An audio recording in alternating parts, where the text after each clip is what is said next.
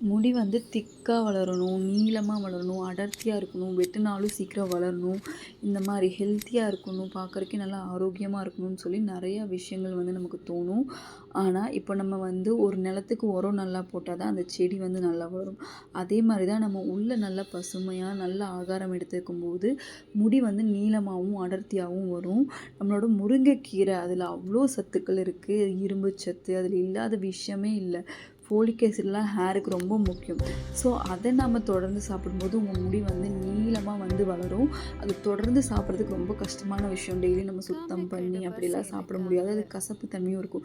So, அத நம்ம காய வச்சு பவுடர் பண்ணி அரைச்சு ஒரு இந்த பவுல்ல பந்து ஸ்டோர் கொட்டும் பண்ணிக்கிட்டு, வருடனருவாங்க. டெய்லியும் காலையில நம்ம கண்ணு முழிச்சோனே, இன்னும் நம்ம கோல்ட் டீயோ, ஸ்பூன் காஃபியோ அதனை குடிக்கிறதுக்கு பதிலா நம்ம வந்துடுவாங்க. சுடு தண்ணீல அது ஒரு ஒரு ஸ்பூன் போட்டு லைட்டா கொதிக்க வச்சு, அத நம்ம குடிச்சிட்டு வரோம் அப்படின்னா, நம்மளுக்கு அயர்ன் டெஃபிஷியன்சி எல்லாம் போயிடும். அனிமிக்லாம் போயிடும்.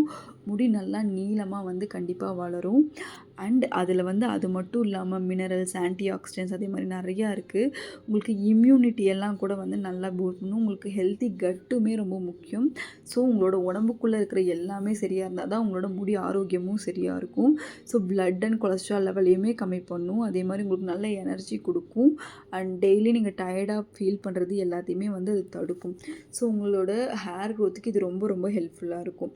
இப்போ நம்ம வந்து வெளிப்புறம் மட்டும் வந்து நம்ம வந்து ஒண்ணு க்ரீம்ஸ் அது இதெல்லாம் தடவிட்டு உள்ளே எதுவுமே எடுத்துக்கல அப்படின்னு சொன்னா முடி வந்து வளராது. ஸோ நம்ம வெளியவும் சின்னதா ஏதாவது பண்ணணும். உள்ளவும் நல்லா நல்லா பசுமையான இந்த அதாவது கிரீன் ஜூஸ்ன்னு சொல்லுவாங்க. இந்த நெல்லிக்காய், முருங்கைக்கீரை இல்ல ஏதாவது ஒரு பாலக்கீரை, கிரீன் ஆப்பிள் இதெல்லாம் போட்டு அரைச்சு குடிப்பாங்க. ஸோ அந்த அளவுக்கு அந்த மாரி தட்டத்துல பண்ணும்போதும் ரெண்டாயிரத்தி நல்லாயிருக்கும். வந்துட்டு இருக்கா. ஸோ உள்ள வந்து நம்ம இத எடுத்துக்கிட்டு வெளிய வந்து நம்மளுக்கு அரிசி இருக்கு இல்லைங்களா? அரிசி வேக வச்ச தண்ணி அத வடிகட்டி நீங்க வந்து ஒரு பவுல்ல எடுத்து வச்சுக்கோங்க. நீங்க குக்கர்ல வைக்கிறதுக்கு பதிலா ஒரு 2, 3 நாள் வந்து இப்படி எடுத்து, அத வந்து நீங்க ஸ்டோர் பண்ணி வச்சுங்க. அந்த தண்ணி வந்து உடனே நீங்க தெளிக்கக்கூடாது. ஒரு நாள் ஸ்டோர் பண்ணா அது ஃபெர்மென்ட் ஆகும். ஸோ அதுக்கப்புறமா அதில ஒரு ஸ்ப்ரே பாட்டில்ல போட்டு டெய்லியும் நீங்க வந்து ஸ்ப்ரே பண்ணிட்டு வரீங்க. இல்ல குளிக்கிறதுக்கு முன்னாடி ஒரு 1 மணி நேரம் முன்னாடி ஸ்ப்ரே பண்ணிட்டு வரீங்க. தலை குளிக்கிறதுக்கு முன்னாடினா, உங்களுக்கு வெளியயும் ஹேர் நல்லா மெது மெதுன்னு நல்லா சாஃப்ட்டா இருக்கும். உள்ள இருந்து உங்களுக்கு ஹெல்தியா வளரும்போது, உங்களுக்கு நல்ல நீளமான முடி வந்து கண்டிப்பா வந்து உங்களுக்கு கண்கூடா வந்து பார்க்க முடியும். இத நான் பிராக்டிகலா யூஸ் பண்ணி என்னோட ஹேர் ஃபால் இருந்து நான் வந்து ஃபர்ஸ்ட் ப்ரிவென்ட் பண்ணேன்.